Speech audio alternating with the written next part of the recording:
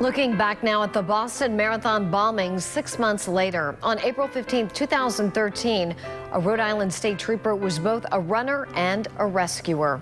Now we're with him as he returns to the bombings site for the first time, reliving that tragic day.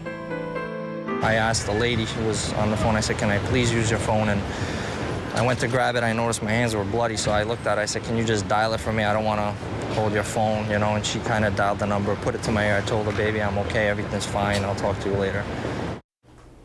Trooper Rupin Bastajian wasn't hurt in the explosion, but ran toward the blast to help those in need. Target 12 investigator Tim White met with him in Boston. He's here now with the exclusive details. It's been 6 months since Rhode Island State Trooper Rupin Bastajian has been back here on Boylston Street in Boston. The last time he was here, this entire area was absolute chaos. And Bastajian tells me he's surprised how the sights and sounds from that day came flooding back. What are your thoughts as you walk down Boylston Street? It was kind of difficult, to be honest, when I first made the corner, took a right onto Boylston, and, you know, it kind of brought you back to that day, and you could, I didn't think it would happen to me, I guess, but you could kind of hear the screaming, and you can kind of relive the whole thing for a minute. 2:49 p.m. on April 15th, Rhode Island State Trooper Rupin Bastajian had just crossed the finish line at the Boston Marathon when this happened. 13 seconds later, a second blast. What did you see? Just mass chaos. Everyone running away.